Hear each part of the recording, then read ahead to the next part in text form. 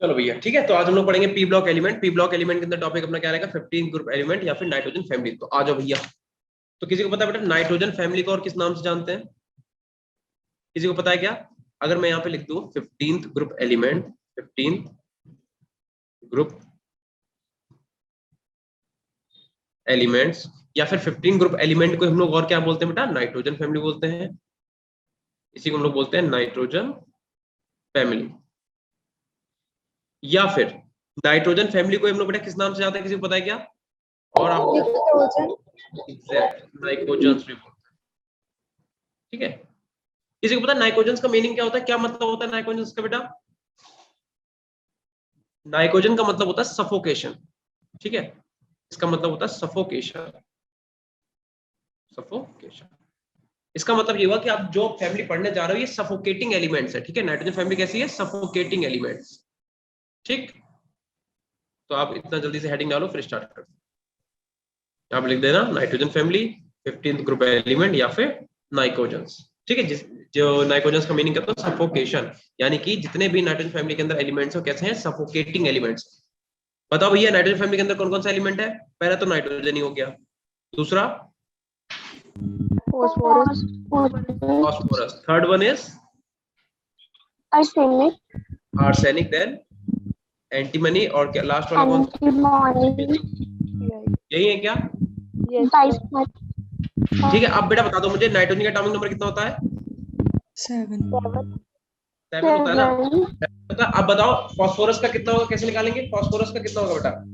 15, क्या करा? 50 एक सेकंड रुकना जरा, एक सेकंड, कैमरा थोड़ा सा साफ कर ले। कुछ फर्क तो पड़ा नहीं, वैसे ही दिख रहा है। चलो क्या, तो देखो आप क्या करो, 7 में आप क्या करेंगे, हम लोग क्रॉस वाला 8 ऐड करते हैं तो इसका कितना आ जाएगा? 15। ठीक है, 15 में आपको क्या करना है? 18 ऐड कर दो। 15 में 18 क्रॉस वाला ऐड करो, कितना हो जाएगा बेटा? 33, ओके 33, वेरी नाइस। ठीक है, 33 में क्या करेंगे, फिर से हम लोग क्या करेंगे, 18 को ऐड कर देंगे, कितना हो जाएगा? 51, 51। और 51 में हम लोग क्या करेंगे, 32 ऐड कर देंगे, कितना हो जाएगा? 83, 83। ठीक है, तो ये तुम्हारे एलिमेंट्स हो गए विद एटॉमिक नंबर। ठीक है, अच्छा अब हमें ये देखना है कि कौन सा एलिमेंट एटमॉस्फेयर में किस फॉर्म में पाया जाता है। ठीक है, तो मैं आपको बता दूं बेटा, नाइट्रोजन जो है वो एग्जिस्ट करता है एज अ डायटोमिक गैस की फॉर्म में। नाइट्रोजन हमेशा आपको किस फॉर्म में मिलेगा? N2 की फॉर्म में, क्योंकि ये डायटोमिक एलिमेंट है। वेयर एज जितने भी आपके बचे हुए एलिमेंट है, चाहे वो फास्फोरस हो, चाहे वो आर्सेनिक हो, चाहे एंटीमनी हो, चाहे बिस्मथ हो, ये सब आपके टेट्रा एटॉमिक सॉलिड होता है बेटा। ठीक है, ये किस फॉर्म में पाया जाएगा? P4 की फॉर्म में। आर्सेनिक किस फॉर्म में पाएगा? AS4 की फॉर्म में। एंटीमनी पाया जाएगा SB4 की फॉर्म में, और बिस्मथ पाया जाएगा Bi4 की फॉर्म में। इतना क्लियर है? yes, और दूसरी बात मैंने अभी बोला ना, ये सबके सब क्या टेट्रा एटॉमिक सॉलिड है बेटा। ठीक है, ये सब क्या टेट्रा एटॉमिक सॉलिड है। Where as N2 is a diatomic gas. N2 जो है वो डायटोमिक गैस है। बाकी जितने भी बचे हुए जितने एलिमेंट है सबके सब क्या टेट्रा एटॉमिक सॉलिड है। इतना क्लियर है बेटा? yes sir, ठीक है, अब अगर आपसे बेटा पूछा जाए कि N2 क्या है आपका, N2 मेटल है नॉन मेटल है, क्या बता सकता है कोई? non-metal, metal. तो ध्यान रखना बेटा, स्टार्टिंग वाले जो आपके दो हैं यानी कि नाइट्रोजन एंड फास्फोरस, ये आपके क्या है? ये आपके नॉन मेटल्स, नॉन मेटल्स है। बचे हुए जो आप दो देख रहे हो, मतलब यहां से लेके ये वाले, ठीक है, ये क्या है? मेटेलॉइड है। वेरी नाइस, क्या है? Metalloid, metalloids. और नीचे के जो आपका बिस्मथ है, ठीक है, metals वो आपका मेटल। ठीक है, तो याद रखना नाइट्रोजन फैमिली के अंदर सिर्फ बिस्मथ ही ऐसा इकलौता है जो आपका मेटल है। इतना क्लियर है कि नहीं बेटा, बता दो?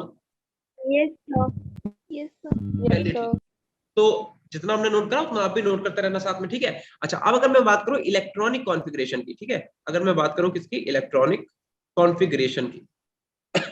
आज मेरी थोड़ी तबीयत डाउन है ना, वैसे तुम लोग बहुत एनर्जेटिक रहते हो और हम भी रहते हैं, बट आज थोड़ा सा डाउन है, तो थोड़ा सा काम चला लेना। ठीक है, इलेक्ट्रॉनिक कॉन्फ़िगरेशन की बेटा अगर बात करें, ठीक है, तो बता सकते हो इसका इलेक्ट्रॉनिक कॉन्फ़िगरेशन क्या होता है बेटा?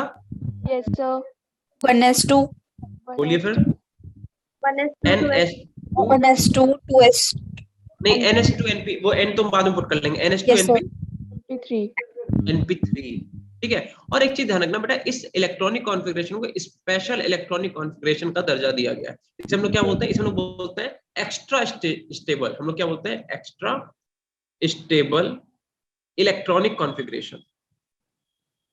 एक्स्ट्रा स्टेबल इलेक्ट्रॉनिक कॉन्फ़िगरेशन, ठीक है। तो बता सकता है बेटा क्यों ऐसा, ऐसा क्यों?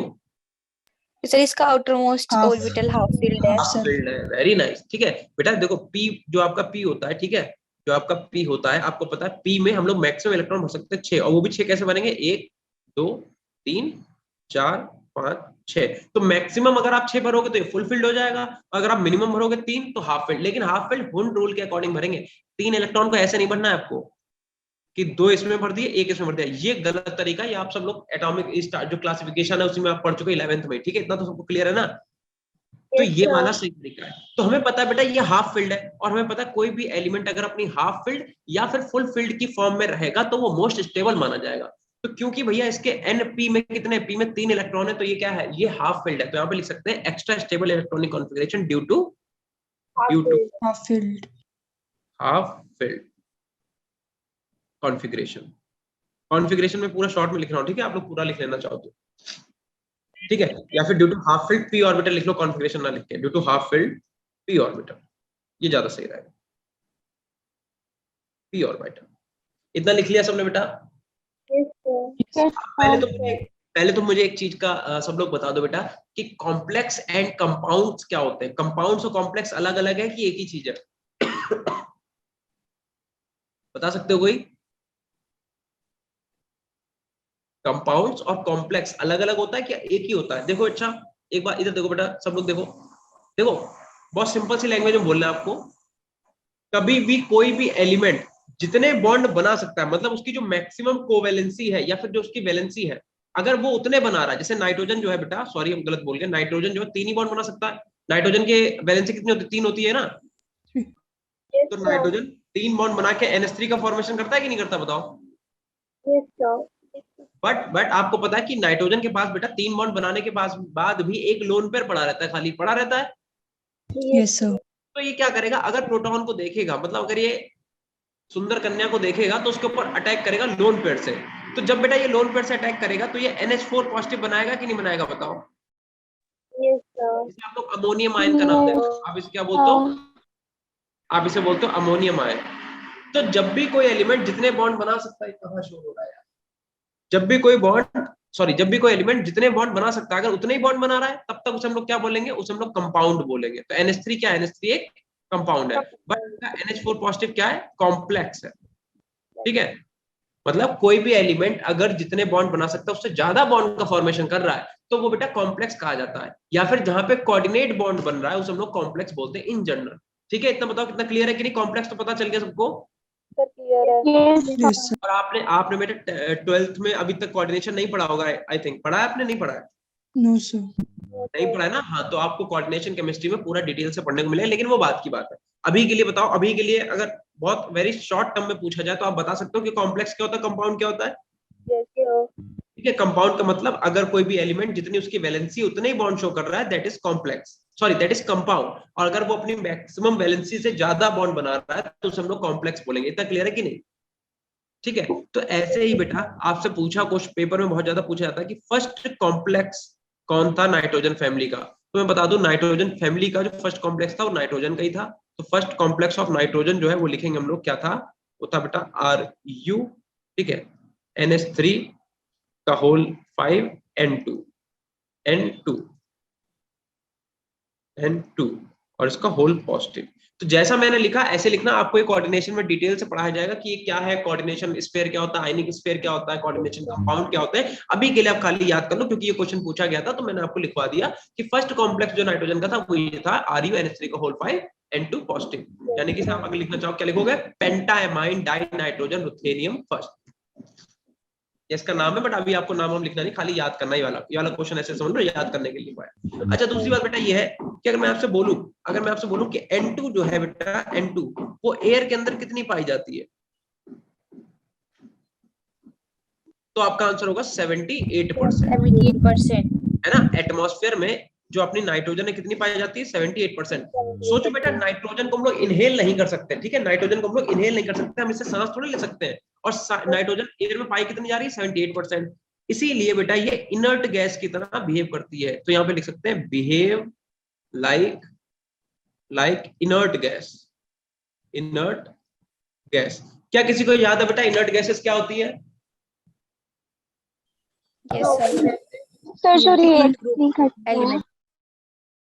हाँ बताओ क्या बता रहे हो, एक एक करके बोलो बेटा क्या बता रहे हो, कौन सी होती है इनर्ट गैसेस?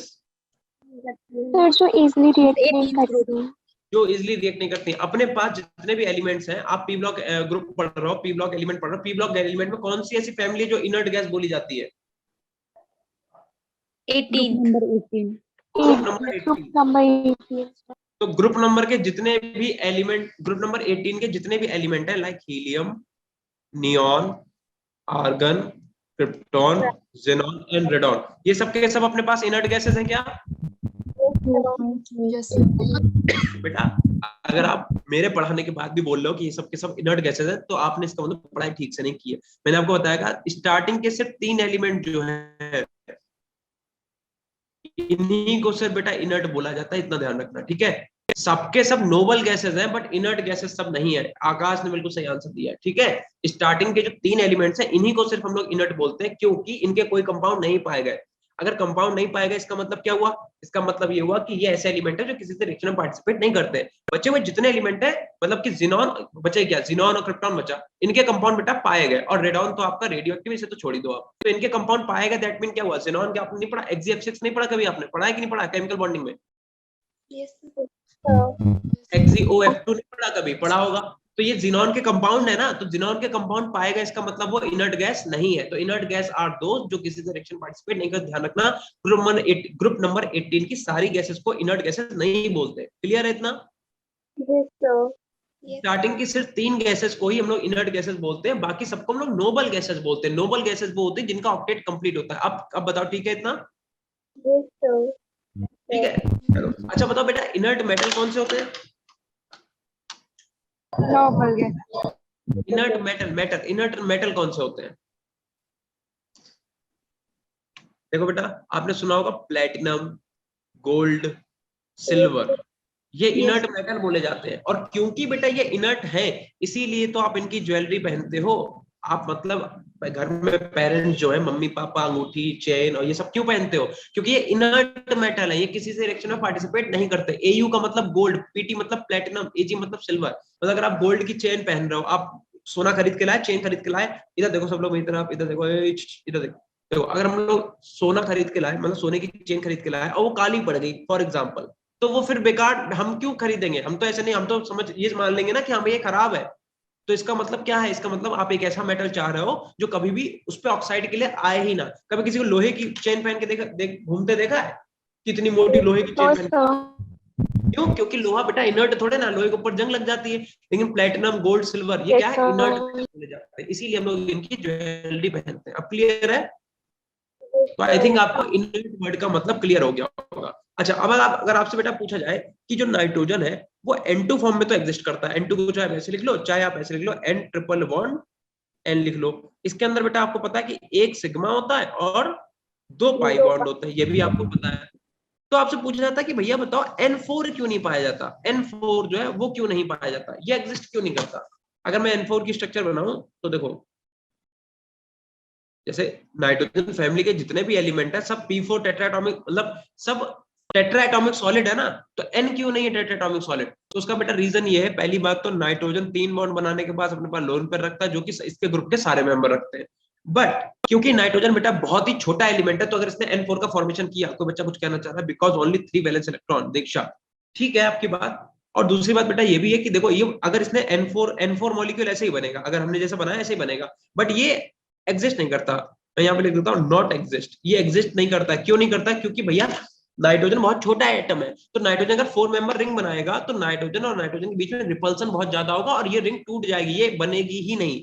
ठीक है, इसलिए ध्यान रखना, due to small small size, छोटे साइज की वजह से एग्जिस्ट नहीं करता N4 मॉलिक्यूल। इसीलिए नाइट्रोजन हमेशा N2 डायटोमिक गैस बोली जाती है। बचे हुए जितने भी मॉलिक्यूल है सबके साथ टेट्राएटॉमिक सॉलिड है। इस पेज को बहुत अच्छे से अपने पास नोट कर लो।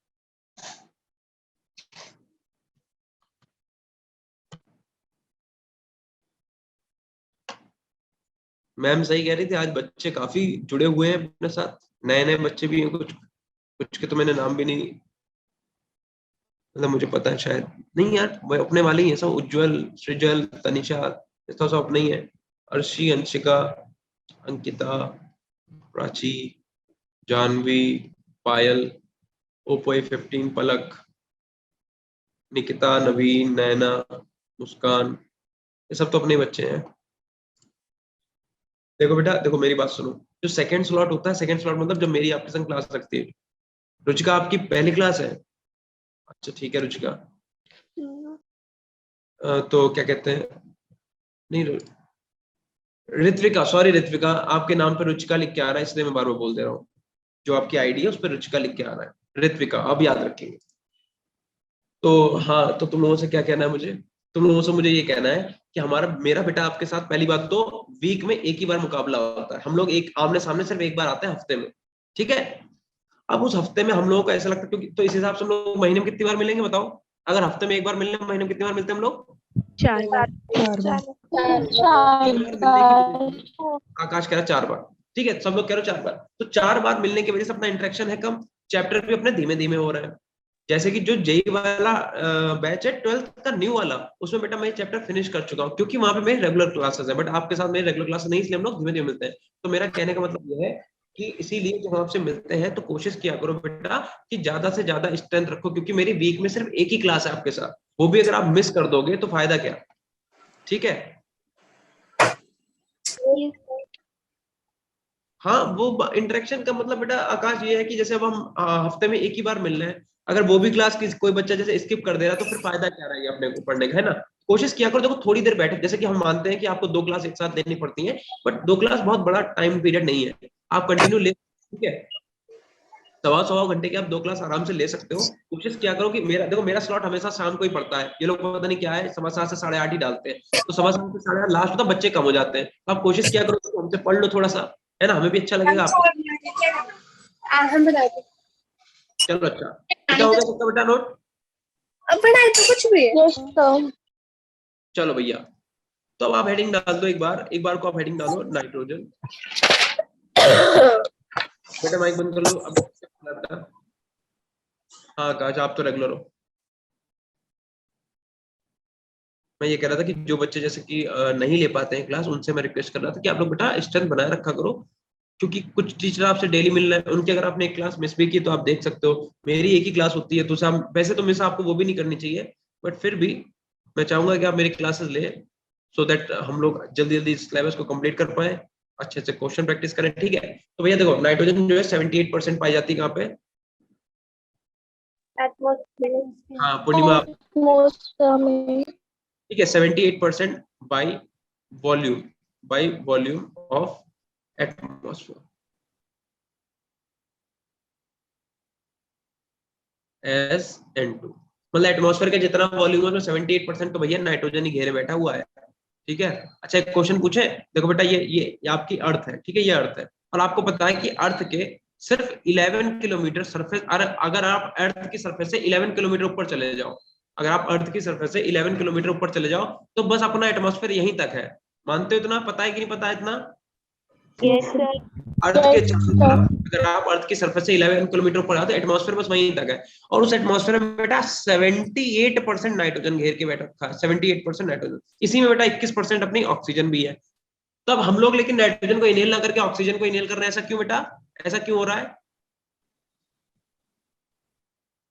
ऐसा इसलिए हो रहा है, अभी पीछे पन्ना पलटो, देखो क्या लिखा हुआ है, नीचे नीचे देखो क्या लिखा है कि नाइट्रोजन एयर में प्रेजेंट है, बट बिहेव किसी तरह करती है N2 gas, sorry inert gas की तरह। इनर्ट गैसेस क्या होती है? जो रिएक्शन पार्टिसिपेट ना करे, तो बेटा ये रिएक्शन पार्टिसिपेट नहीं कर रही, ये मिल नहीं रही है उसमें, ठीक है, ये ध्यान रखना, ठीक है।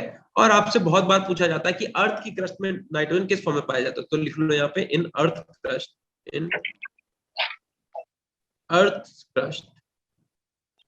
अर्थ क्रस्ट में बेटा जो नाइट्रोजन है 2 फॉर्म में पाया जाता है, एक तो पाया जाता है child salt Petre, child salt Petre, PETRE, child salt Petre का फॉर्मूला पता है किसी को बेटा? NaNO3, NaNO3, NaNO3 को बेटा हम लोग क्या बोलते हैं, पता है किसी को?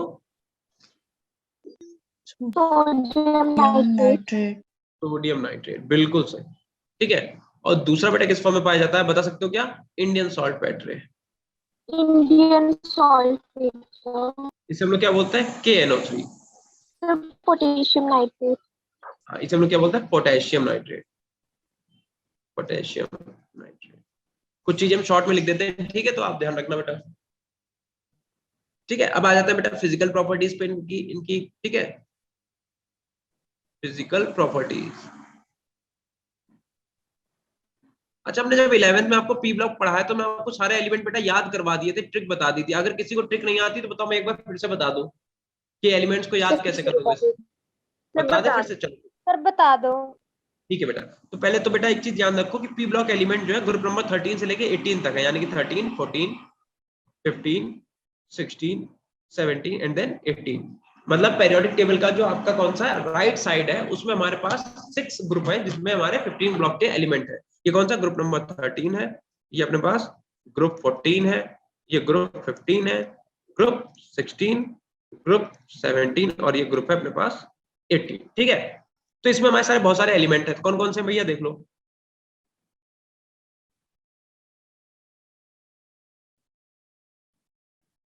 तो इन्हें याद करने का तरीका क्या है, मैंने जैसे याद करा मैं आपको बताता हूँ, बाकी आपकी मर्जी, आप जैसे भी याद करो। मैंने 13 ग्रुप को कैसे याद कर रखा है कि जैसे मम्मी ने हमें भेज दिया कि भैया जो सब्जी खरीद के लाओ, कैसे याद करेंगे, बैगन, आलू, गाजर इन थैला। हम कर लेंगे कि बैगन उठाया, आलू उठाया, गाजर उठाया और थैले में डाल दिया। तो बैगन, आलू, गाजर इन थैला, boron, aluminium, gallium, indium, thallium, boron, aluminium, gallium, indium, thallium. या फिर क्या, बैगन, आलू, गाजर इन थैला। ऐसे याद कर लेंगे 13 ग्रुप को। 14 ग्रुप को कैसे याद करेंगे, 14 ग्रुप को याद करेंगे काशी, काशी मतलब बनारस, काशी गए संत प्रभु। तुम्हें से कोई गया बनारस कभी? No sir. ठीक है, वो क्या है, बहुत अच्छी जगह है, बहुत साफ सुथरी, और बाकी भोलेनाथ तो वही वहां। देखो बेटा, ग्रुप नंबर 14 कैसे याद करेंगे, काशी गए संत प्रभु। काशी गए संत प्रभु। काशी मतलब कैल्शियम और सिलिकॉन, जी मतलब जर्मेनियम, एसएन मतलब टिन और पीवी मतलब ब्लेड। काशी गए संत प्रभु लिख लो बेटा। अगर आपको याद नहीं है लिटरली, अगर आपको नहीं आता है तो आप इसे नोट कर लो। इसे क्या लिखेंगे, देखो, काशी गए संत प्रभु, संत प्रभु। ठीक है, काशी गए संत प्रभु। ठीक, ये हो गया अपने पास ग्रुप नंबर 14। ग्रुप नंबर 15 को मैंने याद कर रखा है, नेपाल, पाकिस्तान, ऑस्ट्रेलिया, सब भिखारी। नेपाल, पाकिस्तान, ऑस्ट्रेलिया, सब भिखारी। Nitrogen, phosphorus, arsenic, antimony, bismuth. ठीक है, नेपाल, पाकिस्तान, ऑस्ट्रेलिया, सब भिखारी। ठीक है, याद हो जाएगा बेटा, बोलो। ठीक है, नेपाल, पाकिस्तान, ऑस्ट्रेलिया, सब बीमार भी लिख सकते हो, क्योंकि कोरोना चल रहा था तो सब बीमार भी हो गए थे। तो जैसे आप लिखना चाहो, नेपाल, पाकिस्तान, ऑस्ट्रेलिया, सब भिखारी या सब बीमार। कोरोना 16 कैसे याद रखा है, ओस से टेपो, ओस से टेपो, ओस से टेपो। टेपो मतलब चीटिंग करना, कहते नहीं उसका टेप ले, उसका टेप, उसका टेप। ऐसे ही ओस से टेपो या उससे टेपो, ऐसे कर लो, कुछ भी कर लो। बस तुम याद रखना, ऊ का मतलब यहाँ पे ओ है। ओस से टेपो, ओस से टेपो या फिर उससे टेपो। ठीक है, ग्रुप नंबर 17 जो है ये बॉयज का बहुत ही फेवरेट है। ठीक है, बच्चे लड़के जो है इसे नहीं बोलते बिल्कुल भी, क्योंकि कैसे याद करते हैं, फिर कल बाहर आई आंटी। ठीक है, फिर कल बाहर आई आंटी। तो लड़के ये बढ़िया नहीं भूलते हैं, क्या करें। ठीक है कहा हंस रहा है, मतलब हम भी नहीं भूले ना, इसलिए बता रहे हैं। ठीक है, फिर कल बाहर आई आंटी। और बाकी इस वाले की बेटा मैंने कोई ट्रिक नहीं बनाया, मुझे ऐसे याद है, helium, neon, argon, krypton, xenon, radon, krypton, xenon and radon. Helium neon argon krypton xenon radon. Helium neon argon krypton xenon radon, इनके नाम क्या है, fluorine, chlorine, bromine, iodine, astatine. ठीक है, तो ये तरीके हैं कुछ कुछ, आप याद, मैं आपको बताऊं लिटरली, इधर देखा करो पहली बात तो सब लोग मेरी तरफ, इधर नहीं देखते हो। क्या कह रहे थे हम, तो बातें भूल गए। हम ये कह रहे थे, कितना बड़ा भी प्रोफेसर हो बेटा, पता आपको, उसे सारे एलिमेंट इसी तरीके से याद है, किसी ना किसी ट्रिक से। अब वो चाहे उसने थोड़ी अच्छी ट्रिक बना रखी हो, इंग्लिश में बना रखी हो, लेकिन हम लोग तो भैया फिर भी दिल हिंदुस्तानी, हम लोग कैसे बनाते हैं, हम लोग तो कैसे बना लेते हैं। ठीक है, ठीक है, तो हटा दे बेटा, इसे नोट कर ले सबने। Yes sir. Yes sir. अच्छा, आकाश ने नहीं बता दी, चलो ठीक है। तो ये याद कर लेना। अच्छा एक बात मुझे बताओ बेटा, मैंने आपको एक इनर्ट पेयर इफेक्ट पढ़ाया था जब हमने आपको 11th में पढ़ाया था, तो आपको याद है क्या? Yes, sir. 17 बेटा, 17 का ये है कि फिर, इसे आप लिख लो PHIR, फिर कल बाहर आई आंटी। बाहर आई आंटी।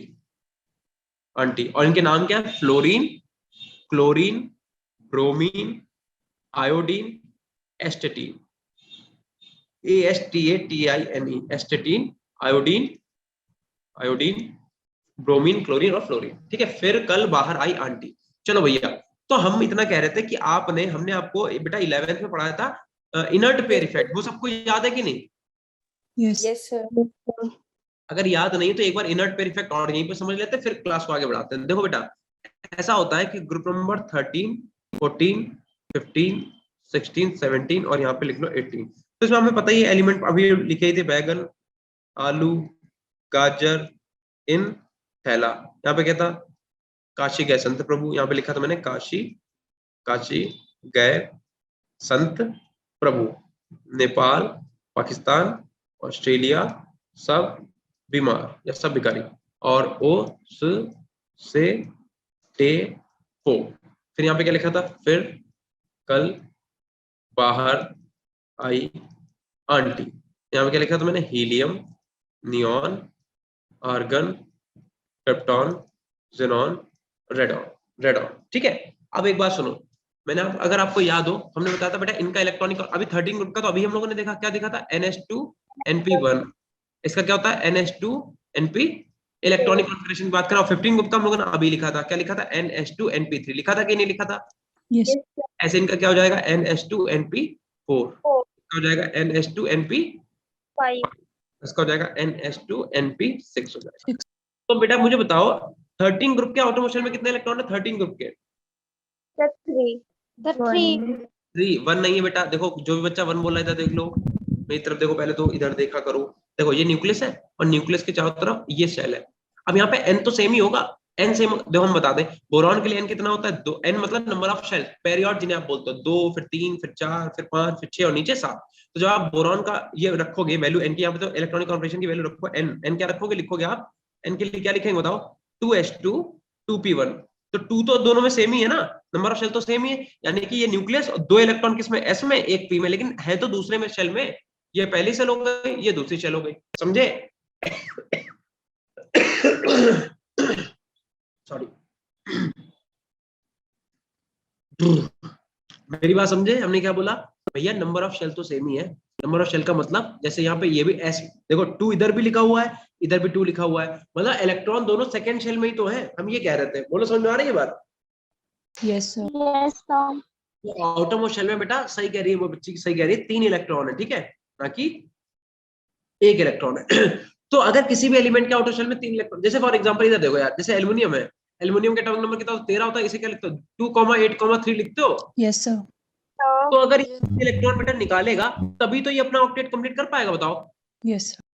अब 3 इलेक्ट्रॉन क्यों निकालेगा? क्योंकि उसे स्टेबिलिटी चाहिए। स्टेबिलिटी पाने के लिए क्या करेगा? 3 इलेक्ट्रॉन को निकालेगा। जब 3 इलेक्ट्रॉन को निकालेगा तो वो स्टेबल हो जाएगा, ये बात बिल्कुल सही है। तो इसका मतलब किसी भी एलिमेंट के आउटर मोस्ट शेल में जितने इलेक्ट्रॉन है वो उन्हीं को तो निकाल सकता है।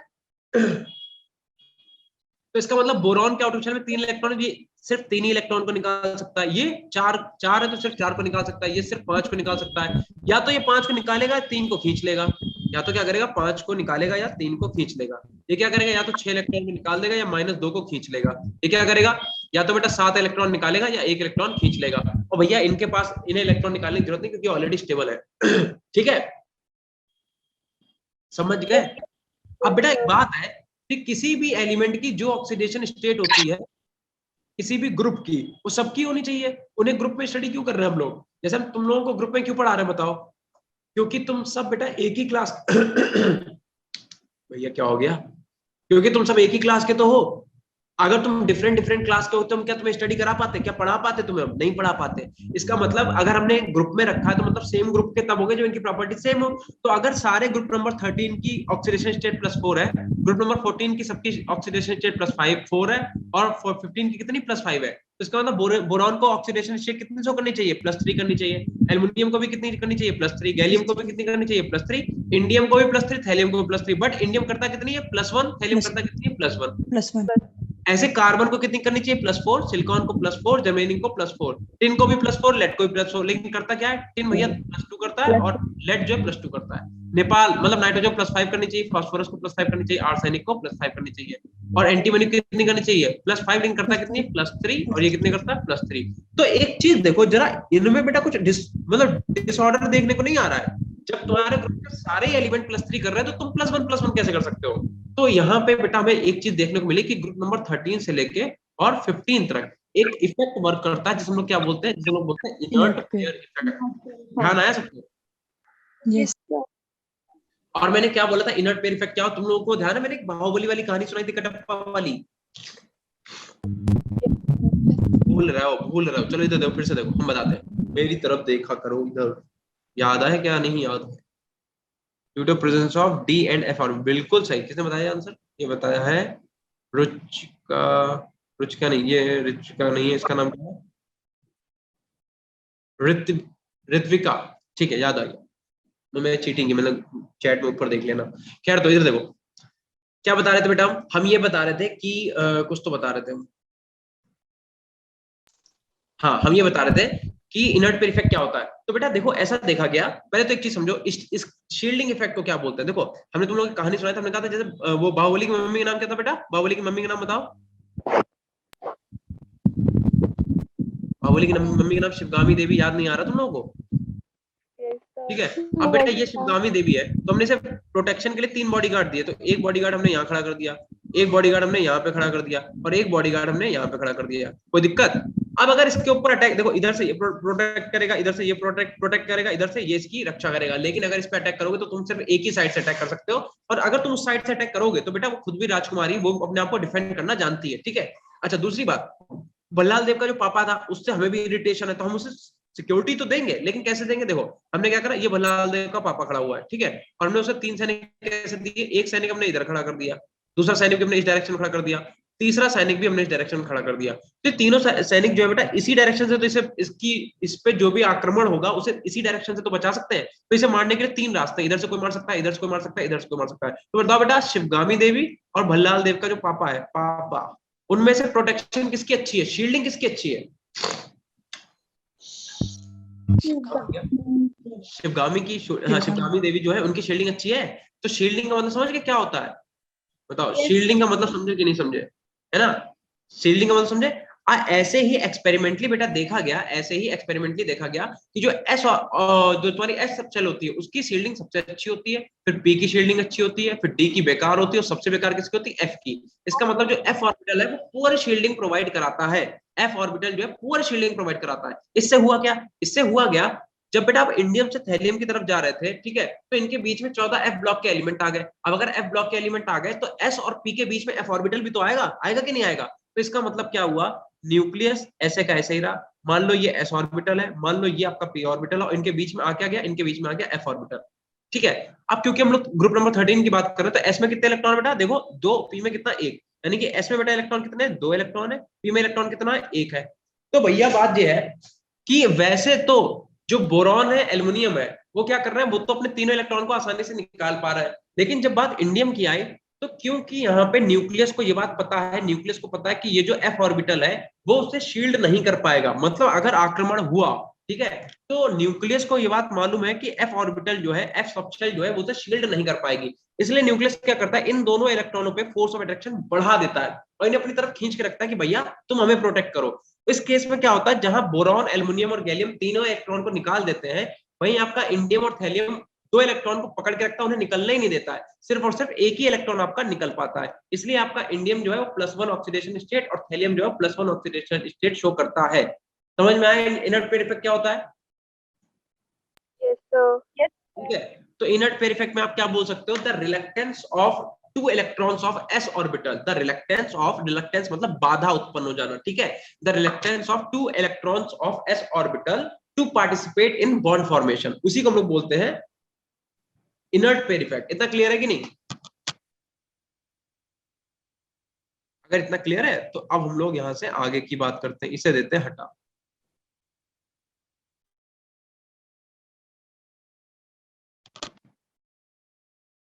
ठीक है, चलो। तो फिजिकल प्रॉपर्टीज में बेटा अब आपसे पूछते जाएं, क्योंकि आपको हम पढ़ा चुके हैं, तो हम अपना टाइम जाया नहीं करेंगे। बताइए, सबसे पहले अगर हम बात करें बेटा साइज की, साइज या फिर से हम क्या बोल सकते हैं, एटॉमिक साइज या फिर एटॉमिक और आयोनिक रेडियस, आयोनिक रेडियस। ठीक है, बताओ बेटा, टॉप टू बॉटम जाने पे साइज इंक्रीज होगा कि डिक्रीज होगा? टॉप टू बॉटम जाने पे साइज इंक्रीज और डिक्रीज? आप लिख सकते हो साइज जो है वो इंक्रीज होगा, इंक्रीजेस। क्यों इंक्रीज होगा बेटा? Add new orbital. Due to increase size increase number of shell, due to increase in number of shells। Top to bottom आओगे नंबर ऑफ शेल बढ़ती जाएगी, यानी कि हीलियम जो हाइड्रोजन है, जैसे हलीना की रूबी जिया ले लो, लीना की, ठीक है, ये कुछ नहीं है, ठीक है। जैसे हाइड्रोजन के पास कौन सी शेल होती है? एक ही शेल होती है, तो न्यूक्लियस एक शेल। लिथियम के पास दो शेल होंगी, तो न्यूक्लियस एक और एक दो शेल। पोटेशियम के पास तीन शेल होंगी, तो न्यूक्लियस एक दो तीन। तो टॉप टू बॉटम आने पे नंबर ऑफ शेल बढ़ रही है तो साइज बढ़ेगा, सीधी सी बात है। Yes. ये तो क्लियर ही है, ठीक है। तो इसका मतलब क्या हो गया, मैं लिख सकता हूँ कि अगर हम नेपाल, पाकिस्तान, ऑस्ट्रेलिया सब बीमार की बात करें, तो इसमें बेटा जो साइज का ऑर्डर होगा क्या होगा कि टॉप टू बॉटम जाने पे साइज बढ़ जाएगा कुछ इस तरह, ठीक है। क्योंकि हम ग्रुप की स्टडी कर रहे हैं तो सिर्फ ग्रुप वाइज ही देखेंगे, ठीक है, टॉप से बॉटम की बात हो रही है, ठीक है, इतना नोट कर लेना। फिर उसके बाद बेटा हेडिंग डाल देना आयनाइजेशन एनर्जी। हेडिंग क्या ले लेंगे हम लोग? आयोनाइजेशन एनर्जी, आयोनाइजेशन एनर्जी, ठीक है, आयनाइजेशन एनर्जी। हेलो मानसी,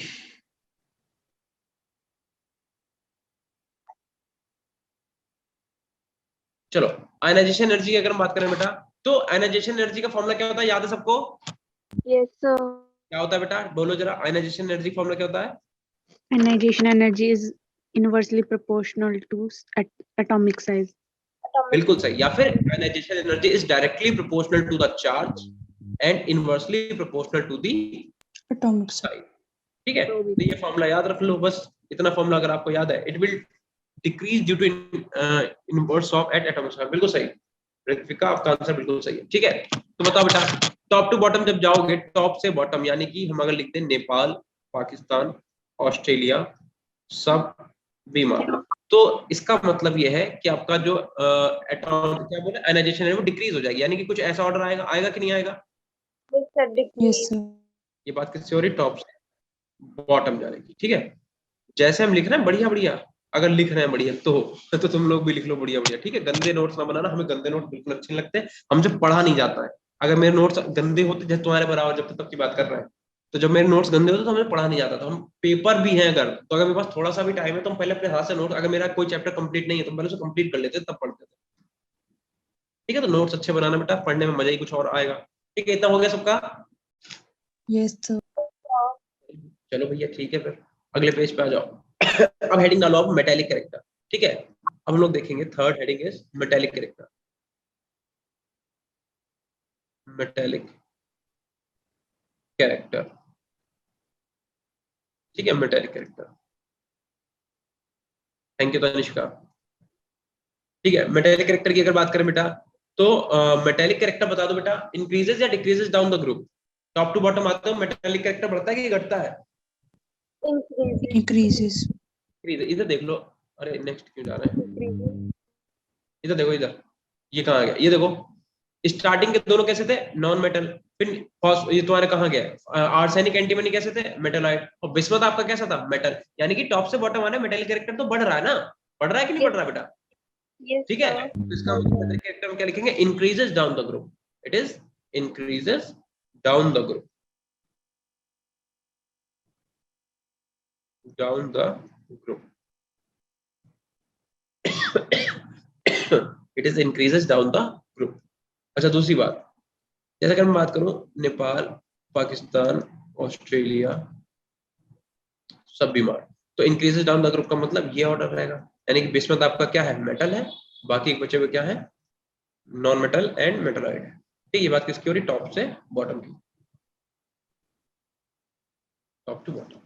ठीक है, उसके बाद हेडिंग बेटा पड़ेगी इलेक्ट्रोनिगेटिविटी, थर्ड के बाद हेडिंग पड़ेगी फोर्थ, क्या हेडिंग है, electronegativity.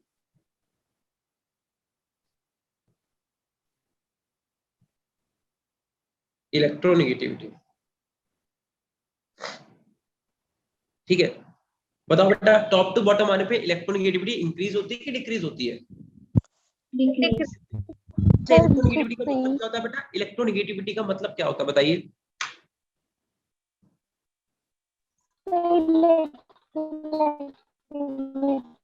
the power of the electron to attract बिल्कुल सही, जैसे फॉर एग्जांपल अगर आप HCl की बात करो, हाँ जैसे अगर आप HCl की बात करो, सबको पता है कि भैया HCl में 2 इलेक्ट्रॉन है, एक इलेक्ट्रॉन हाइड्रोजन के पास है, एक इलेक्ट्रॉन क्लोरीन के पास है, लेकिन होता क्या है, it is directly proportional to electronegativity. क्या डायरेक्टली प्रोपोर्शनल बेटा इलेक्ट्रोनिगेटिविटी के?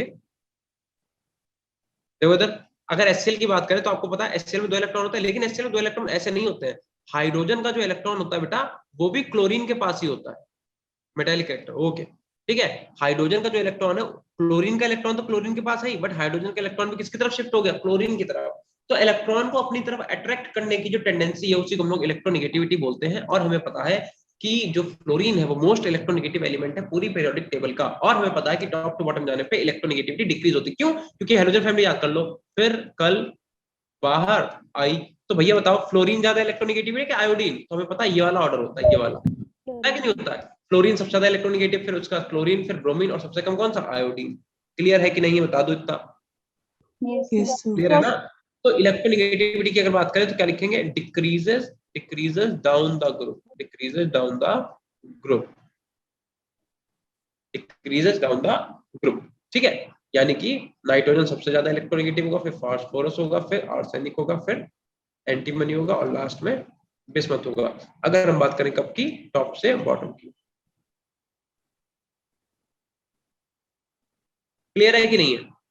yes sir ठीक है, अब इसमें जो सब देखो इन सब में तो अभी तक कोई एक्सेप्शन आया नहीं आया, जो सबसे इंपॉर्टेंट चीज है वो है एक्सेप्शन इसका। अब तुम्हें जो तुम अगला जो पढ़ोगे उसमें एक्सेप्शन आएगा, तो आप हेडिंग बेटा डालो फिफ्थ बॉइलिंग पॉइंट, ये तुम्हें बहुत ध्यान से लिखना है, ठीक है। इसमें ये तुमसे पूछा जाएगा, 100% पूछा जाएगा, अगर चैप्टर से क्वेश्चन आएगा तो, मतलब अगर इस बार फिजिकल प्रॉपर्टीज से चैप्टर आएगा, क्वेश्चन आएगा, तो यहाँ से पूछने की पूरी पूरी गारंटी हो सकती है, ठीक है। इस पे डबल स्टार बना लेना। देखो बॉइलिंग पॉइंट बेटा किस पे डिपेंड करता है, पहले मुझे ये बता दो। अगर आपके पास चीनी का एक छोटा सा दाना है और एक बड़ा सा चीनी का क्रिस्टल है, दोनों में से पहले अगर बॉयल करें कौन सा बॉयल हो जाएगा पानी के साथ? छोटा वाला। अगर ए बी नाम दे दे तो ए जो है वो जल्दी बॉयल होगा। इसका मतलब देखने में कहीं ना कहीं ऐसा पता चल रहा है कि बॉइलिंग पॉइंट जो है वो डायरेक्टली प्रोपोर्शनल हो रही है किसके बेटा, मॉलिक्यूलर मास के। हो रही है कि नहीं हो रही बताओ? Yes, sir. तो इसका मतलब जिसका मास ज्यादा होगा बॉइलिंग पॉइंट उसका ज्यादा होगा। तो कहने का मतलब फिर तो ये होना चाहिए कि अगर हम एक्सपेक्टेशन करें, अगर हम लिखें एक्सपेक्टेड, ठीक है, तो हमारी एक्सपेक्टेशन जो होनी चाहिए वो ये होनी चाहिए कि भैया अगर नाइट्रोजन, फास्फोरस, आर्सेनिक, एंटीमनी और बिस्मथ की बात करें, क्योंकि बिस्मथ सबसे बड़ा एटम है तो उसका बॉइलिंग पॉइंट सबसे ज्यादा होना चाहिए। एक्सपेक्टेशन तो हमारी ये होनी चाहिए थी, बट ऐसा हुआ नहीं बेटा, ठीक है, ऐसा हुआ नहीं। जो ऑब्जर्वेशन मिली, जो ऑब्जर्वेशन मिली वो ये मिली कि देखो nitrogen, phosphorus, arsenic, antimony, bismuth ऐसे लिखा रहने दो, और सब कुछ ऐसे जाने दो। फास्फोरस का नाइट्रोजन ज्यादा होगा क्योंकि उसका मॉलिक्यूलर मास ज्यादा है, आर्सेनिक का मॉलिक्यूलर मास ज्यादा है तो उसका भी क्या होगा, ज्यादा होगा। अब एंटीमनी का जो मॉलिक्यूलर मास है वो आर्सेनिक से ज्यादा है तो इसका ज्यादा होगा, लेकिन एंटीमनी का बिस्मथ से बेटा मॉलिक्यूलर मास ज्यादा होता है। क्यों होता है वो भी लिखवाते हैं, अभी रीजन बताते हैं। उससे पहले आप हेडिंग डाल दो मेल्टिंग पॉइंट, एक ही साथ रीजन लिख देंगे दोनों का, मेल्टिंग पॉइंट, ठीक है। तो अब जरा बेटा देख लो मेल्टिंग पॉइंट का क्या है चक्कर। मेल्टिंग पॉइंट भी सेम वही चीज होनी चाहिए थी, बट देखो हुआ क्या कि हमें पता है नेपाल, पाकिस्तान, ऑस्ट्रेलिया सब बीमार होना चाहिए था, बट हुआ नहीं। हुआ क्या कि फास्फोरस का ज्यादा, आर्सेनिक का ज्यादा, लेकिन आर्सेनिक का ज्यादा होता है एंटीमनी से, एंटीमनी का ज्यादा होता है बिस्मथ से।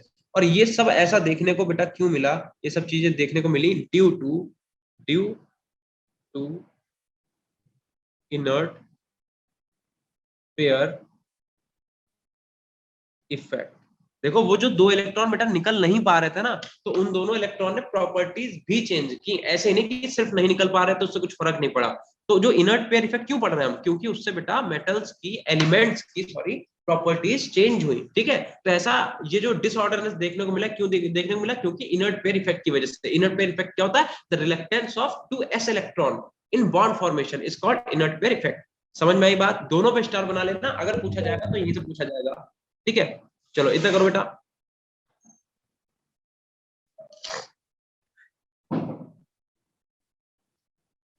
इतना जल्दी से नोट कर लीजिए सब लोग, बढ़िया बढ़िया, साफ साफ एकदम।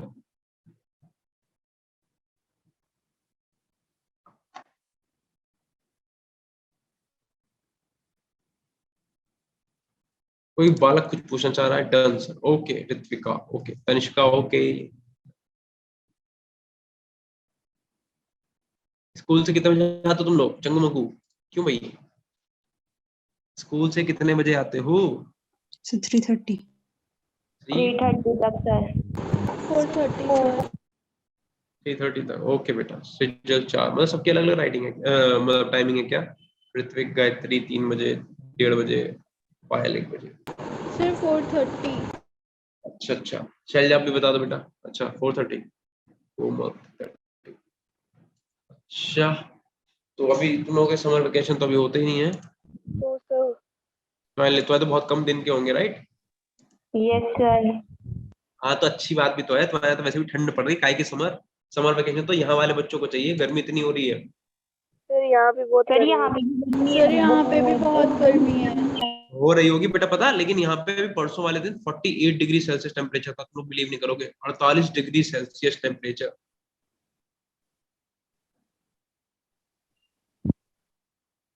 अच्छा पूर्णिमा, समझे इतना टेम्परेचर था, वो तो वही वाली बात है, क्योंकि हम लोग यहाँ ऑफिस में रहते हैं तो यहाँ तो एसी चलता रहता है, पता ही नहीं चलता है। बाहर सोचो जो फील्ड वर्क कर रहे होंगे, उनके तो भाई साहब पता नहीं कैसे कर रहे होंगे, हेड्स ऑफ टू देम। आएंगे यार, हिमाचल आएंगे, जरूर आएंगे। थोड़ा सा छुट्टी उट्टी मिले फिर आते हैं, और थोड़ा सा गर्मी कम हो। इतना हो गया? Yes sir. हाँ सृजल सही कह रहा हूँ। हाँ वहां तो मतलब जैसे गर्मी होगी, ऑब्वियसली बात, गर्मी में गर्मी तो होगी, लेकिन रात में तो तुम्हारा ठंडा हो जाता होगा। Yes sir. Yes sir. चादर आदर ओढ़नी पड़ती होगी नहीं? सर जब 1-2 बार रेन हो जाए तो आवाज कट रही है आप लोगों की। प्रतिभा कह रही है यहाँ पे 31 डिग्री टेम्परेचर, सोचो तुम 31 थोड़ी में, ठंड हो जाती 31 है। में गर्मी कह रहे हो, गर्मी तो बेटा 48 डिग्री, यहाँ पे 48 डिग्री सेल्सियस था परसों।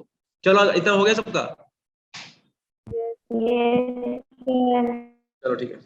हाँ वही तो, वहां पे शाम को तनिषा कह रही सुबह ठंड हो जाती है, वहां पे जैसे शाम को और सुबह तो ठंड हो ही जाती होगी, दिन में धूप जब तक रहती है तब तक गर्मी रहती होगी। बट यहाँ तो भैया है 40 40 40 से तो बहुत ज्यादा। हाँ ये बात है।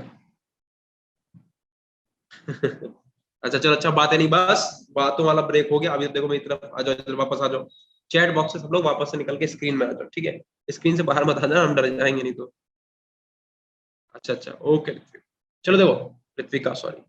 ठीक है, अब आप हेडिंग डाल दो बेटा, इनर्ट पेयर इफेक्ट को भी डेफिनेशन बना के लिख देते हैं। लिख दो यहाँ पे inert inert pair pair effect, inert pair effect. ठीक है, वैसे तुम समझा चुके हैं आपको पूरा। तनिष्का पूछ रही है सर हमें प्रीवियस ईयर क्वेश्चन भी सॉल्व करवाए जाएंगे? बिल्कुल बेटा सॉल्व करवाए जाएंगे, इनफैक्ट आपको प्रीवियस ईयर पूरे पेपर सॉल्व करवाए जाएंगे, सिर्फ क्वेश्चन नहीं। ठीक है, आपको प्रीवियस ईयर के सारे पेपर्स भी सॉल्व करवाए जाएंगे, आप बिल्कुल टेंशन नहीं लो। ठीक है, भरोसा रखो अपने टीचर के ऊपर, जो भी करवाया जाएगा बेस्ट मिलेगा आपको। इनर्ट पेयर इफेक्ट की अगर बात करें तो मैंने क्या बताया बेटा, इनर्ट पेयर इफेक्ट क्या होता है? the reluctance बताओ of एग्जैक्ट। तो so आप it is the tendency of two electrons in the outermost shell to ठीक है, remain unshared बिल्कुल सही। तो आप लिख लो it is the reluctance of 2s electron of outermost shell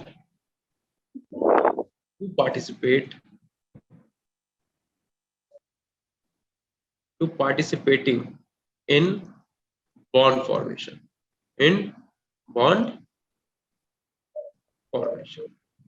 ठीक है। तो ये डेफिनेशन आप लिख लो, वैसे तो मैंने आपको समझाई दिया। Pratibha reluctance of s orbitals do not take part in chemical combination. ठीक है प्रतिभा, बिल्कुल सही।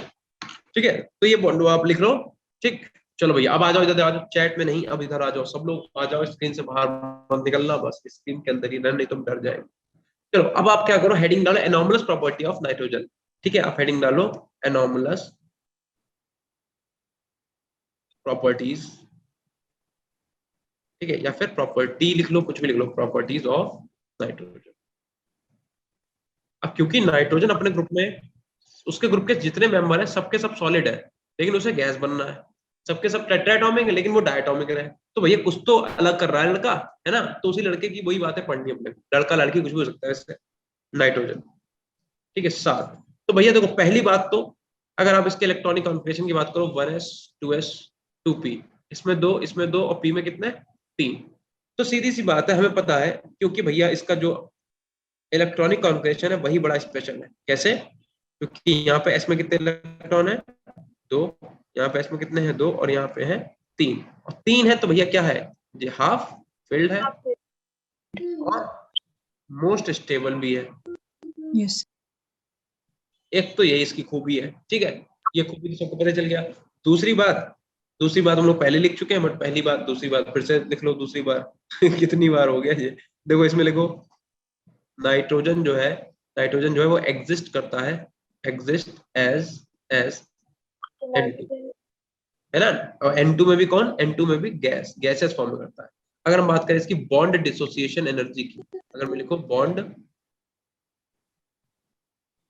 डिसोसिएशन एनर्जी, ठीक है, एनर्जी, किसी को पता है बेटा बॉन्ड डिसोसिएशन एनर्जी कितनी होती है इसकी, 941.4, ठीक है, किलोजूल पर मोल। और ये बेटा बहुत ज्यादा है, ये क्या है, ये very high, it is very high. और इसी वजह से आप इस मॉलिक्यूल को तोड़ नहीं पाते, और जब तुम इसे तोड़ ही नहीं पाओगे तो भैया रिएक्ट क्या करेगा, यही रीजन है कि रिएक्ट ही नहीं करता एयर में। देख लो it is very high, which is very high, जो लिखना लिख लो, बस जैसे हम नोट्स बना रहे वैसे ही बनाना, अपनी कॉबल्स मत दिखाना, बहुत पीटेंगे आगे भी। ठीक है, दूसरी बेटा बात, तो इसकी कैटिनेशन टेंडेंसी है। ठीक है, कैटिनेशन का मतलब क्या होता है, किसी को पता है इस वर्ड का मतलब, किसी को पता है क्या कैटिनेशन, क्या किसी को self-linking property of the carbon. Property सबसे ज्यादा किसकी होती है पूरे पीरियोडिक टेबल में, कार्बन की, इसीलिए तो आकाश वैल्यू याद करनी है, नहीं ऐसा कुछ नहीं है, तुम कर लो, अच्छी बात है। अगर तुम्हारे क्लास के जो बच्चे हैं, अगर तुम्हें जैसे तुम लोग हमसे पढ़ रहे हो, कुछ बच्चे किसी और टीचर से कहीं और कोचिंग में पढ़ रहे होंगे, अगर उनसे तुम्हें कुछ एक्स्ट्रा चीज पता है तो इसमें बुराई क्या है, याद कर लो, अच्छी बात है। कार्बन की सेल्फ लिंकिंग प्रॉपर्टी सबसे ज्यादा होती है, ठीक है, इसीलिए हम लोग कार्बन के इतने सारे कंपाउंड पढ़ते हैं। ठीक, चलो तो यहाँ पे लिख लो catenation tendency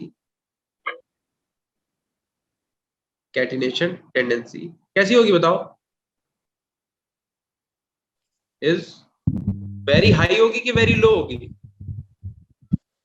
very low sir, very low, क्योंकि ये वो टूट ही नहीं रहा, स्टेबल मॉलिक्यूल तोड़ ही नहीं पाओगे, तो इज वेरी लो। ठीक है, कैटिनेशन तो पता ही क्या होता है, इस वर्ड का मतलब तो तुम सबको पता ही है, बट फिर भी क्योंकि तुम नोट्स बनाओगे तो मैं लिख देता हूं, इसका मतलब होता है सेल्फ लिंकिंग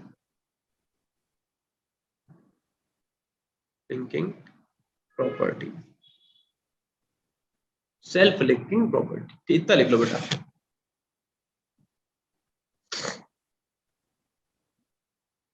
अच्छा अब एक बात बताओ बेटा, तुमसे पूछा जाएगा कि भैया नाइट्रोजन जो है वो एनॉर्मलस प्रॉपर्टी शो क्यों कर रहा है, तो क्या लिखोगे, तो इसकी डेफिनेशन लिख लो, लिखो भैया रीजन क्या है, ड्यू टू, लिखो ड्यू टू स्मॉल साइज, एक तो भैया इसका स्मॉल साइज है, अब क्योंकि स्मॉल साइज है इस वजह से इसकी हाई आयोनाइजेशन एनर्जी है, आयनाइजेशन एनर्जी है, और इसकी इलेक्ट्रोनेगेटिविटी भी जाता है, and high electronegativity, electronegativity and इसके पास डी ऑर्बिटल भी नहीं है, absence of d orbital. D orbital and absence of D orbital. ठीक है, नाइट्रोजन शोज, ठीक है, एबनॉर्मल बिहेवियर, एबनॉर्मल बिहेवियर, ये लिख लो इसमें, ये हेडिंग डाली थी एनॉर्मल प्रॉपर्टी ऑफ नाइट्रोजन, उसमें डेफिनेशन के तौर पे लिख लो। ठीक है बेटा, इतना लिख लो।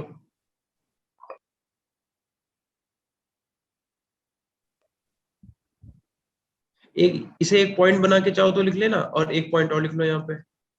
एक पॉइंट और क्या बोल रहे हैं कि नाइट्रोजन जो है बेटा वो पी पाई मल्टीपल बॉन्ड का फॉर्मेशन करता है, multiple bond with itself and other atom like carbon, oxygen, etc। ठीक है, etc कौन सा एलिमेंट है बेटा, बताओ बेटा, etc कौन से ब्लॉक में आता है etc? बोलते नहीं हो तुम लोग यार, गलत बात है। कोवेलेंसी का मतलब क्या होता है? अच्छा पहले तो ये बताओ, पी पाई मल्टीपल बॉन्ड का मतलब क्या हुआ? देखो एक चीज समझो, एक होता है पी पाई बॉन्ड, ये तो बताया ही नहीं मैंने, एक होता है पी पाई बॉन्ड, एक होता है पी पाई डी पाई बॉन्ड, एक होता है डी पाई बॉन्ड। तो ये बॉन्ड का मतलब क्या हुआ? अच्छा एक बात बताओ, नाइट्रोजन, दो नाइट्रोजन उठा लो, एक नाइट्रोजन इधर उठाया, एक नाइट्रोजन इधर उठाया, इसका इलेक्ट्रॉनिक कॉन्फिगरेशन लिखो, इसका लिखो, इसका एटॉमिक नंबर 7 है, इसका भी अनफॉर्चुनेटली 7 ही है। ठीक है, तो इसे लिखेंगे, क्या लिखेंगे, 1s 2s 2p, 2 2 4 और 3 7। यहाँ पे क्या लिखेंगे, 1s 2s और 2p, 1s 2 लिख ही दिया, 2 2 4 और 3 7। पी में कितने इलेक्ट्रॉन है, लाओ आज 3, इसमें पी में कितने इलेक्ट्रॉन है, 3, 1 2 3 1 2 3। तो बेटा जो बॉन्डिंग करेंगे आपस में वो पी और पी, लास्ट में क्या है, लास्ट में पी आ रहा है ना, पहले वाले नाइट्रोजन की भी आउटर शेल में पी आ रहा है, इसमें भी पी आ रहा है, तो बॉन्डिंग जो होगी पी पाई की तो होगी, पी ऑर्बिटल की तो होगी। ठीक है, और पी ऑर्बिटल की अगर ओवरलैपिंग बेटा ऐसे वाली हो रही है, ऐसे वाली एक्सियल ओवरलैपिंग, तो तुम्हारा कौन सा बनता है, पाई बॉन्ड का फॉर्मेशन होता है। ठीक है, तो वही है कि पी पाई क्या करेंगे, एक्सियली आपस में ओवरलैप करेंगे, और पी पाई का पी ऑर्बिटल आपस में ऐसे एक्सियली ओवरलैप करेंगे, और जब ऐसे ओवरलैप करेंगे तो पी पाई बॉन्ड का फॉर्मेशन करेंगे, क्योंकि इसके बाद डी ऑर्बिटल है ही नहीं, तो डी पाई बना सकता है क्या, बताओ, कभी डी पाई बॉन्डिंग शो कर सकता है क्या? No sir. डी ऑर्बिटल भी तो होना चाहिए, डी ऑर्बिटल होता ही नहीं है। ठीक है, अब बात करते हैं कोवैलेंसी की, और इसे थोड़ा सा यहाँ से हटा के वेरी इसे इधर लिख लो।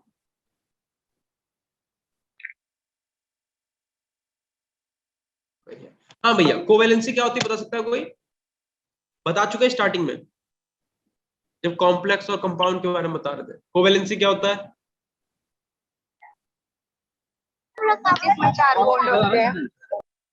कोवैलेंसी का मतलब अगर कोई एलिमेंट अपनी औकात से ज्यादा बॉन्ड बना ले, या फिर जितनी वैलेंसी उसकी है उससे ज्यादा दिखा दे, या मैक्सिमम जितने कर सकता वो कर दे, उसी को बेटा कोवैलेंसी बोलते हैं। तो ध्यान रखना, ठीक है, आप यहां पे लिख सकते हो एबिलिटी ऑफ, लिख सकते हो एबिलिटी, किसका मैसेज आया, when तनिष्का कह रही when an element shares electron same difference element stable number of valence elements result, और ठीक है बेटा, ओके। तो एबिलिटी ऑफ मेकिंग मैक्सिमम को मैक्स लिख दिया मैंने, maximum number of bond, ability of making maximum number of bond. ठीक है, उसी को हम लोग क्या बोलते हैं, उसी को हम लोग कोवैलेंसी बोलते हैं। ठीक है, और ध्यान रखना बेटा, नाइट्रोजन का वही एग्जांपल चेप दो कि अगर हमने NH3 की रिएक्शन प्रोटॉन से करा दी, ठीक है, अगर हमने NH3 की रिएक्शन, तो भैया NH3 तुम्हारा क्या है, उल्टा लग दिया मैंने, उल्टा लग दिया, सॉरी। तो यहाँ पे जो है ये लोन पेयर होंगे। ठीक है, तो मैं यहाँ पे लिख दूं, इसके पास होते हैं लोन पेयर, उन लोन पेयर से ये करता है इसके ऊपर अटैक, और फॉर्मेशन होता है किसका, NH4 positive. Maximum bond nitrogen ने कितने बना दिए बेटा, 4। तो इसकी 4 कोवैलेंसी है, इसकी जो कोवैलेंसी है कितनी आके निकल के आ गई, 4। 4। बोलो बेटा इतनी बात क्लियर है सबको? Yes sir. यस। इतना बहुत प्यारा प्यारा साफ साफ एकदम बढ़िया सेलो ग्रीपर वाले पेन से लिख डालो। कौन से पेन से लिखते हो तुम लोग, पेंटोनिक वाले से या जो 3 रुपए वाले तुमसे? सबसे बढ़िया चलते हैं 3 रुपए वाले पेन। तुम लोग करते हो यूज? हम तो बहुत करते थे। सर ये हम मिलते ही मिलते नहीं, कलरफुल सर मिलते हैं। भैया। उसके बायो वाले बच्चे हो, बायो वाले बच्चे तो कलरफुल, खूब कलरफुल नोट्स बनाते हैं। किसी दिन नोट्स देखें, और बता रहे सेलो मैक्स राइटर, ओहो शैलजा भी उसने लिख दिया। सर कोवैलेंसी के आगे क्या लिखा है? कोवैलेंसी आगे लिखा है ability of making maximum number of bond. गंदा लिखा मैंने, बच्चे पढ़ नहीं पा रहे बेचारे। चलो ठीक से लिखते हैं। Sir black and ball pens, okay okay Tanishq. क्या लिखना था मैं, हाँ हमें लिखना था यहाँ पे, कुछ लिखना था यहाँ पे, क्या लिखना था, एबिलिटी लिखना था। तो ABILITY। अभी कुछ खास फर्क पड़ा नहीं, बट हाँ पहले से थोड़ा सा सही लगा। चलो इतना नोट कर लो, फिर बताओ मुझे। पेज पे जितनी इंफॉर्मेशन है सब आप नोट कर लीजिए, फिर मुझे बताइए कि हाँ सर हो गया, फिर सर आगे बढ़े। मतलब स्लाइड में ऐसे तो यही बैठ रहेंगे। आज देखो, अभी तक जब स्टार्टिंग मैंने की थी तो ओके पाया, जब मैंने स्टार्टिंग की थी तो 57 बच्चे थे, और अभी 8:30 बनने जा रहा है, मतलब अभी 10 मिनट है, 52 बच्चे हैं। फिर भी आज तुम लोगों का रिस्पॉन्स अच्छा है कि हाँ 52 बच्चे हैं, नहीं तो क्लास खत्म होते होते कम हो जाते हैं, 40-45 ऐसे बचते हैं बच्चे। तो मुझे अच्छा लगा, ऐसी ही अपनी भाई बनाए रखो, ताकि अच्छा लगे टीचर को भी पढ़ाने में, आपको भी मजा है ना।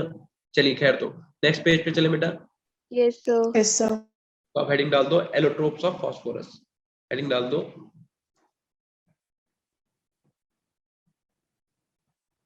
Allotropes of phosphorus.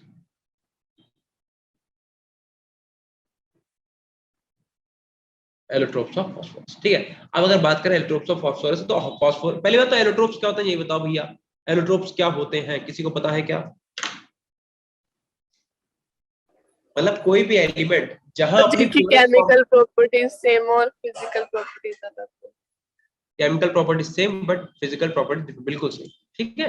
या फिर purest form of any element is called allotropes.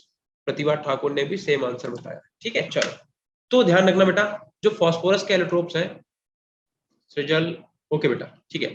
अब इधर देखो, मेरी तरफ देखो, इधर कैमरे में देखो, इधर देखो। एलोट्रोप्स की अगर बात करें फास्फोरस की, तो अगर हम सबसे पहली बात करें तो फास्फोरस भैया व्हाइट कलर का भी होता है। तो पहला कौन सा, व्हाइट फास्फोरस, जैसे व्हाइट टाइगर है वैसे व्हाइट फास्फोरस। दूसरा क्या, ब्लैक फास्फोरस।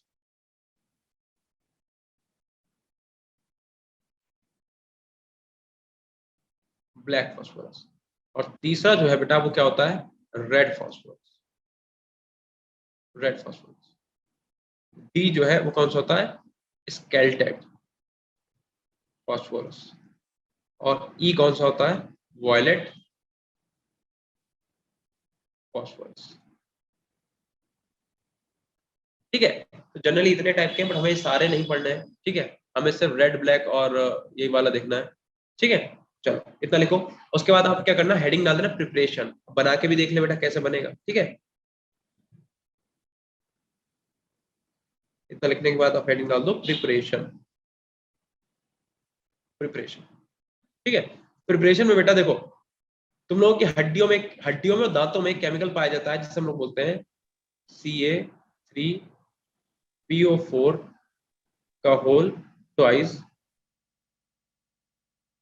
ठीक है। Ca3PO4 का होल ट्वाइस, कैल्शियम ट्राइफॉस्फेट, ठीक है, कैल्शियम ट्राइफॉस्फेट। ये कहां पाया जाता है, ध्यान रखना, बोन्स में, हम लोगों की बोन्स में, एंड टीथ जो होते हैं, दांत जो होते हैं, उनमें भी पाया जाता है। दांत समझते हो, ब्रश करते हो जिनमें, ब्रश सुबह करते हो, शाम को भी, रात में भी करते हो? दोनों टाइम करते हो, एक टाइम करते हो? बताओ ना। दोनों टाइम किया करो, क्योंकि पता क्या है दिक्कत क्या है? सर दोनों टाइम। हाँ बिल्कुल सही, ओके ऋत्विका। ठीक है, देखो दोनों टाइम इसलिए करा करो क्योंकि पता रात में क्या, जैसे मान लो फॉर एग्जांपल आप 11 बजे सो गए और 11 बजे लेके आप 6 बजे तक सोए, कितने घंटे हो गए बेटा, गिनना जरा। 7 घंटे हो गए, 7 आवर्स। रात में आपने जो भी खाया वो 7 घंटे तक आपके दांतों में चिपका रहेगा। तो रात में ब्रश करना तो बहुत ही जरूरी है कि आप जब खाना खा लो उसके बाद ब्रश करके सोया करो, तो कैविटी नहीं होगी। लोग कहते नहीं चॉकलेट खाने से दांत खराब होते हैं, ऐसा नहीं कि नहीं होते हैं, लेकिन ज्यादा तब होते हैं जब आप प्रॉपर ब्रश ना करो। ब्रश आपको सुबह तो करना ही है, बट अगर आप रात में करके सो रहे हो तो वो आपके लिए बहुत ही ज्यादा अच्छा है। ठीक है, फिलहाल तो इधर देखो, अगर हम कैल्शियम ट्राइफॉस्फेट को SiO2 के साथ रिएक्ट कराएं तो एक स्लैग का फॉर्मेशन होता है जिसे लोग बोलते हैं CaSiO3, और साथ ही में बेटा क्या निकलता है, P4O10 निकलता है, P4O10। अब हम क्या करते हैं, जब इसे फर्दर आगे हीट कराते हैं, P4O10 को जब फर्दर हीट कराते हैं तो हमें P4 मिल भी जाता है। ठीक है, लेकिन ध्यान रखना यहाँ पे कार्बन मोनोऑक्साइड और P4 दोनों बेटा गैसियस फॉर्म में मिलते हैं। हमने पढ़ रखा है स्टार्टिंग में P4 किस फॉर्म में पाया जाता है बेटा, सॉलिड। सॉलिड फॉर्म में। तो हम क्या करते हैं, इसे हम लोग बेटा कूल करते हैं। ठीक है, इसे हम क्या करेंगे, इसे कूल करेंगे। जब आप इसे कूल करोगे तो आपको P4 मिल जाएगा, और ये P4 कौन सा होगा, ये होगा व्हाइट वैक्सी सॉलिड, व्हाइट वैक्सी सॉलिड की फॉर्म। ठीक है, अब मैं आपको बता दूं, इसी व्हाइट वैक्सी सॉलिड को बेटा अगर आपने क्या करा, इसी व्हाइट वैक्सी सॉलिड को, ठीक है, अगर आपने दो टेम्परेचर पे हीट किया, एक तो आपने 450 डिग्री सेल्सियस पे हीट किया और दूसरा आपने 500 डिग्री सेल्सियस पे हीट करा, तो अगर आप इसी व्हाइट वैक्सी सॉलिड को P4 को आपने अगर 450 डिग्री पे सेल्सियस पे हीट किया तो आपको P4 मिलेगा कैसा, रेड फॉस्फोरस मिलेगा। और अगर आपने इसे 500 डिग्री सेल्सियस पे हीट किया तो आपको P4 मिलेगा कैसा, ब्लैक फॉस्फोरस। यहाँ पे आपको P4 मिलेगा बट कैसा, ब्लैक। तो तुम्हें एक चीज समझ में आ गई होगी कि red phosphorus, black phosphorus, white phosphorus ये कुछ अलग अलग नहीं है। एक्चुअल फॉस्फोरस तुम्हारा एक ही है, व्हाइट फॉस्फोरस। उसी को जब हम डिफरेंट टेम्परेचर पे हीट करते हैं तो हमें डिफरेंट डिफरेंट टाइप के फॉस्फोरस देखने को मिलते हैं। और ये रिएक्शन आपको बेटा 100% याद रखनी ही है। ठीक है, तो इस पे लिख लो 100%। इतना नोट करिए जल्दी से बेटा, हो गया सबका? चलिए बहुत अच्छी बात है, सबने नोट कर लिया ना। ये रिएक्शन याद होनी चाहिए, नेक्स्ट लेक्चर में अगर हमने रिएक्शन पूछी तो आपको पता होनी चाहिए। ठीक है, अब आ जाओ नेक्स्ट स्लाइड पे। ओके गाइस, ठीक है, नेक्स्ट स्लाइड पे आ जाओ। क्या कह रहे हो, क्या कह रहे हो? अब देखो हम बोल रहे तो बोल रही थी। अच्छा अच्छा ठीक, ओके।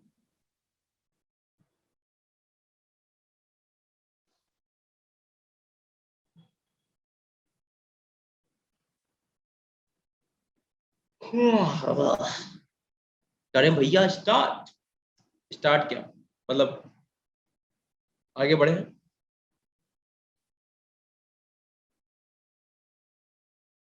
तुम लोगों के पास डॉग्स वगैरह है, डॉग्स पालते हो नहीं? Yes sir. कौन सा है? Yes sir.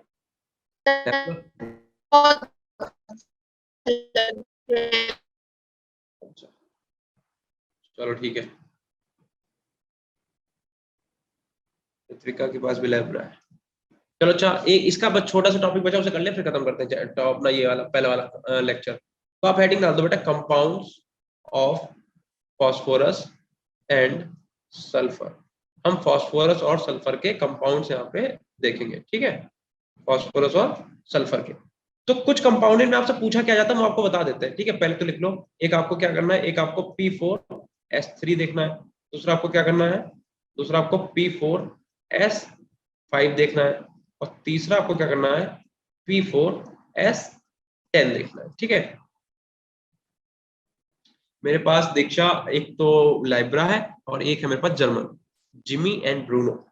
ठीक है, चलो इधर देखो, इनमें हम लोगों को क्या करना है बेटा, इन सबकी स्ट्रक्चर्स बनानी होती है बस। तो सबसे पहले स्ट्रक्चर आप किसके बनाओगे, आप बनाओगे P4S3 के स्ट्रक्चर। तो आप सब हम बता देंगे तुम्हें स्ट्रक्चर बनाने के बाद तुम बता देंगे इसमें पूछा क्या जाता है। ठीक है, तो देखो P4S3 की स्ट्रक्चर कैसे बनेगी, जैसे P, एक P इधर, एक P इधर, एक P इधर। ये P4 की स्ट्रक्चर ऐसी होती है एक्चुअल में, ये P4 की स्ट्रक्चर है। ऐसे और ऐसे, ये P4 की स्ट्रक्चर है। जब तुमने S3 की बात करा, 3 S लगाने, तुम्हें क्या करोगे, एक S यहाँ लगा देंगे, एक S यहाँ लगा देंगे, और एक S कहाँ लगा देंगे, इस वाले बॉन्ड के बीच में।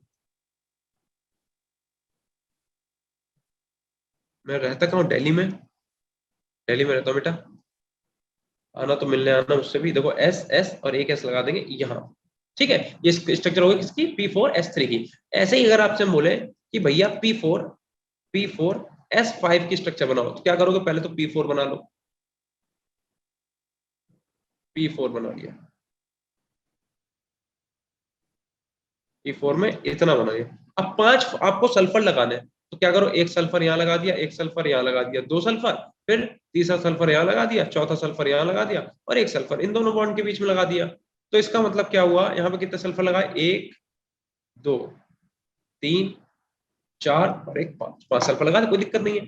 जब आप बनाओगे बेटा किसकी, जब आप बनाओगे P4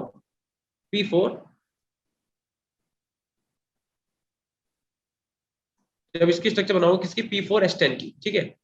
थर्ड स्ट्रक्चर क्या है कि अपने पास, थर्ड स्ट्रक्चर है P4S10 की। तो देखो सबसे पहले क्या, P4 मॉलिक्यूल बना लो,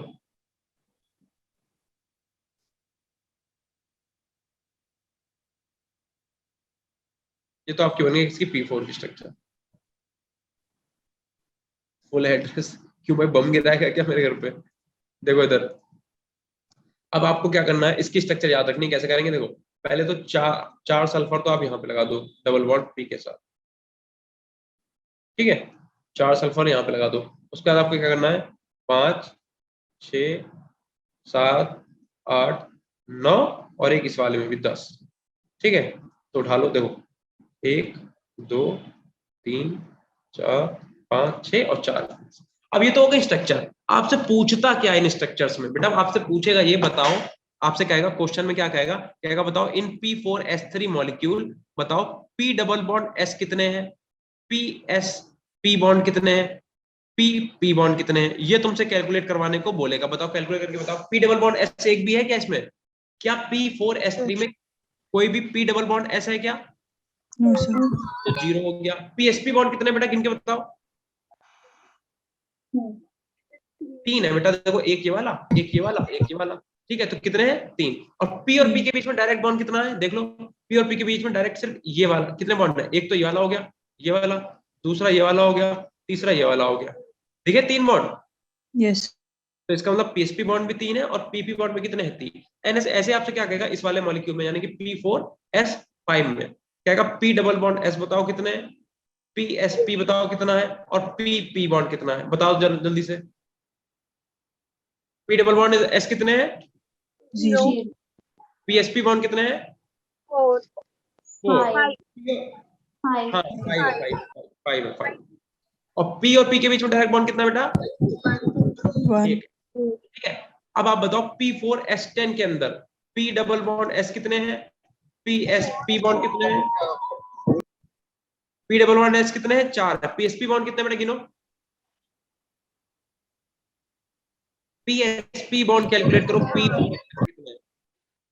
कितने हैं, 6 और P और P के बीच में डायरेक्ट कितने बॉन्ड है बता, 0 एक को नहीं, 0। समझ गए। तो ये स्ट्रक्चर आपको इसलिए याद करनी क्योंकि आपसे ये पूछा जाएगा, ठीक है इतना, यस सर। ठीक है। तो बस आज की क्लास यहीं पे रोकते हैं, बस यहाँ तक आप लोग बहुत अच्छे से नोट कर लो। बाकी हम लोग मिलेंगे अपनी नेक्स्ट क्लास में इंशाल्लाह अगले साल या जब भी होगी, ठीक है, नेक्स्ट वीक होगी, नेक्स्ट वीक मिलते हैं हम लोग, ठीक है। तब तक के लिए आप इसे अच्छे से नोट करके रखिएगा, इसके आगे हम लोग कंटिन्यू करेंगे अपनी नेक्स्ट क्लास में। चलो भाई बाय बाय, खाना पीना खा के सो जाओ मजे में। Okay, thank you Tanishka, thank you Diksha, thank you all of you बेटा। Good night Pratibha, good night Sajal, Arshi good night, Pallavi good night, bye bye, thank you to all of you.